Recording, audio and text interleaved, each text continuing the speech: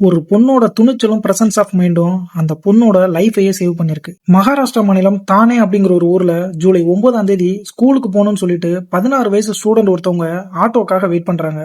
அந்த டைம் பார்த்து ஒரு ஆட்டோவும் வருது. அதுல ஆல்ரெடி ஒரு மேல் பேசஞ்சரும் இருக்காரு. சரி, இவங்களும் ஸ்கூலுக்கு டைம் ஆயிடுச்சு அப்படின்னு சொல்லிட்டு அந்த ஆட்டோல ஏறி கிளம்புறாங்க.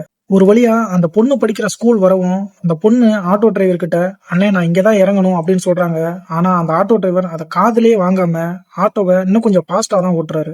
இதை பார்த்து அந்த பொண்ணு ஃபர்ஸ்ட் ஷாக் ஆனாலும் அடுத்து நிதானமா யோசிச்சு தான் கொண்டு வந்திருந்த ஸ்கூல் பேக்கை ஓபன் பண்ணி அதுல இருந்து ஜியோமெட்ரி பாக்ஸ்ல இருக்க காம்பஸை எடுத்து அந்த டிரைவரை அட்டாக் பண்றாங்க.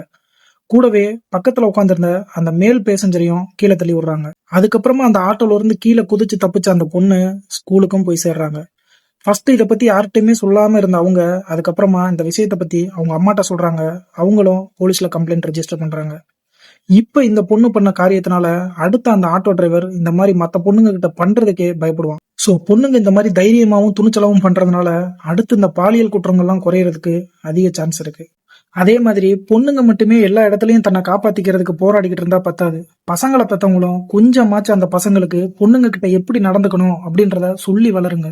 ஏன்னா அவனுங்க திருந்திட்டானுங்கன்னா இந்த மாதிரி பிரச்சனையே வராது.